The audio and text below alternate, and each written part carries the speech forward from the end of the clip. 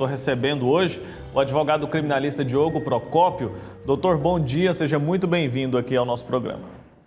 Bom dia, telespectadores, bom dia, Wilker, bom dia a todos que estão aqui presentes, ouvindo mais uma vez o Café Santo.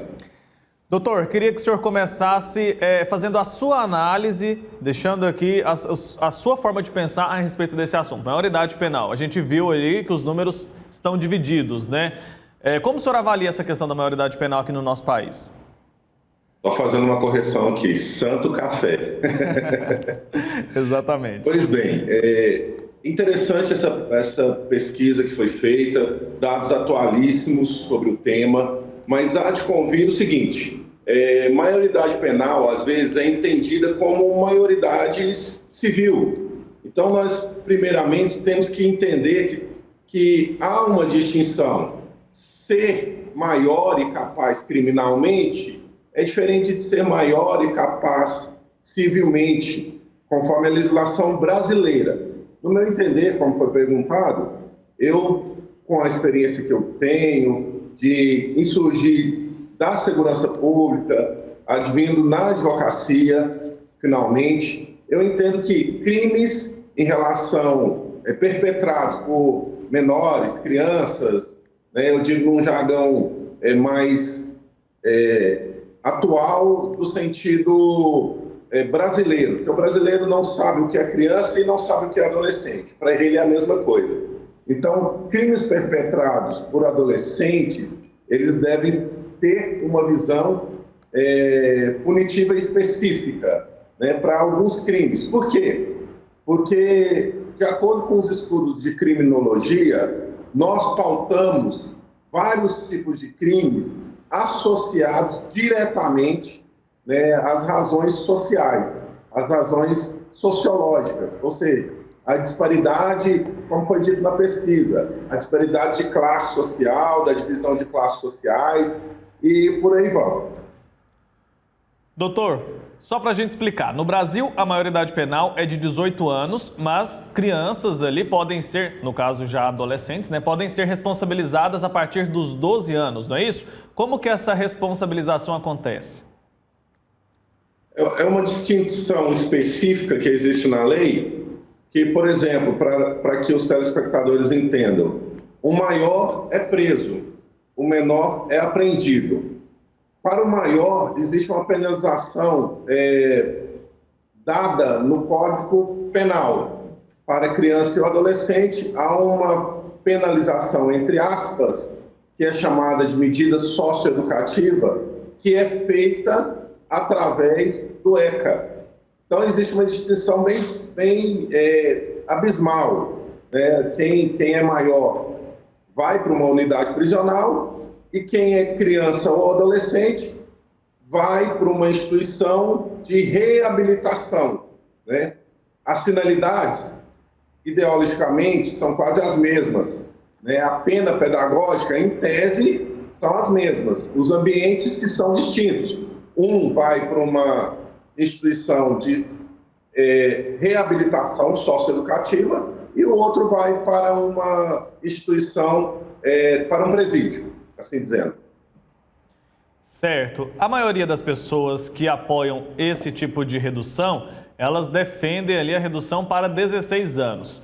Quais seriam os impactos dessa redução na maioridade penal aqui no nosso Brasil? Dá para a gente saber o que poderia acontecer? Quais seriam as consequências dessa redução?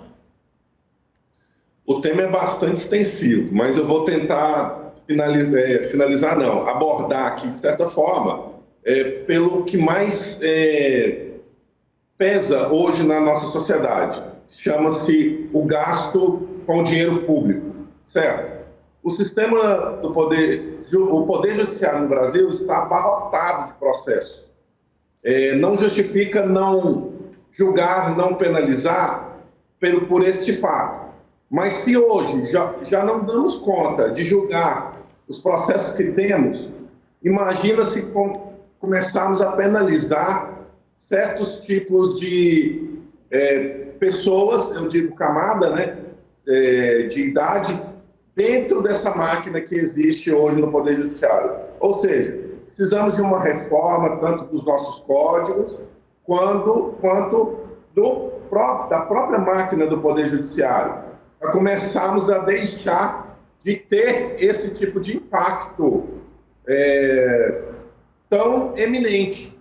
Hoje, se colocarmos aí, as nossas delegacias mal dão conta de julgar, né, de processualizar esses inquéritos policiais. Imagina se a gente começa a processualizar outros tipos de pessoas, novamente, essa camada, né, de menores de 16 anos. Não que eu não defenda a pontuação desses crimes em específico, né, essa idade sendo penalizada em específico. Outra coisa que emergencialmente surgiria é que nossos presídios estão abarrotados de pessoas.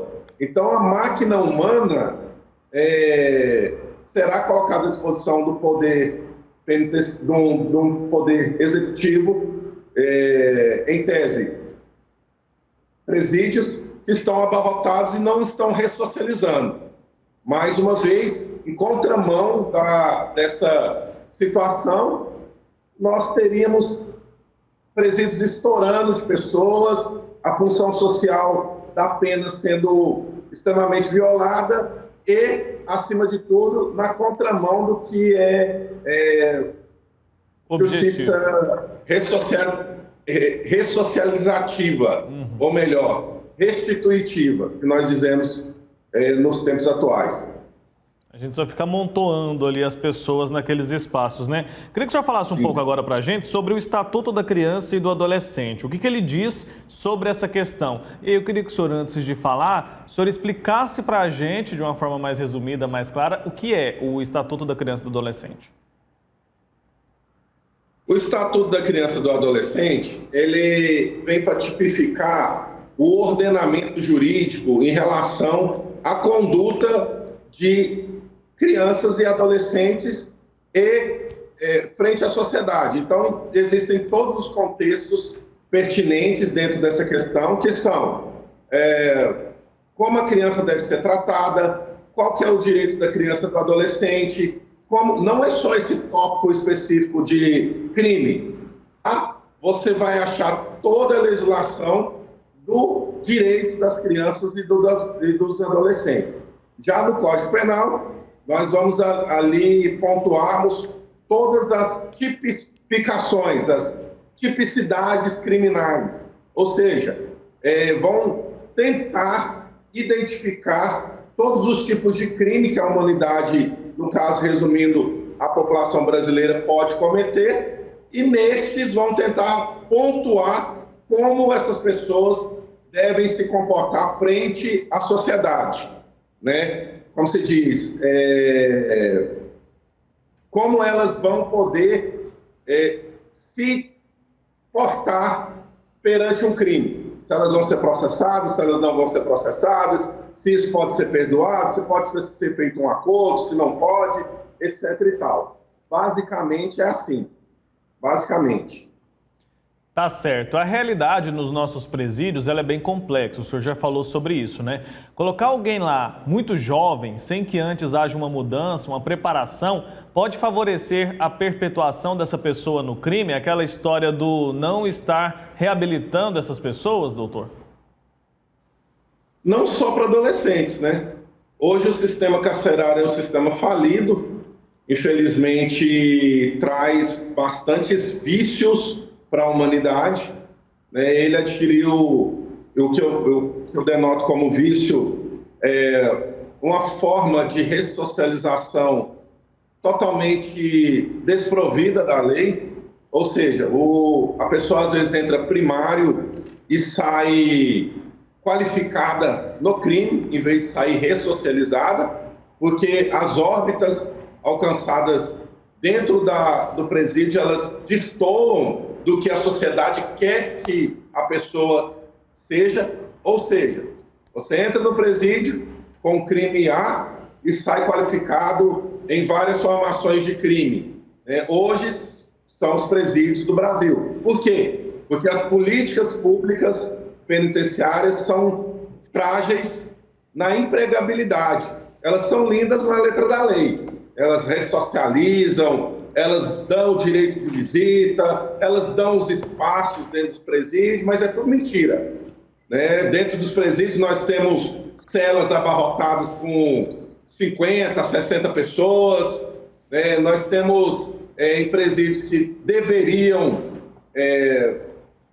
causar ao apenado uma evolução da pena, mas que não consegue pôr o apenado para trabalhar, que não consegue a segurança do próprio apenado dentro do sistema prisional. Então, são várias situações que deixam essa dinâmica totalmente inversa. Tá certo. Doutor Diogo Procópio, advogado criminalista, obrigado pelo seu tempo aqui com a gente, por nos esclarecer um pouco mais, nos ajudar a entender um pouco mais as questões que envolvem esse assunto, que é muito polêmico. Acho que todo mundo tem uma opinião, né, a respeito da redução da maioridade penal. Muito obrigado. Até uma próxima oportunidade, viu? Foi ótimo falar com o senhor aqui hoje. Obrigado, Ico. Obrigado ao Santo Café e aos telespectadores do seu programa. Até uma próxima. Tchau, tchau.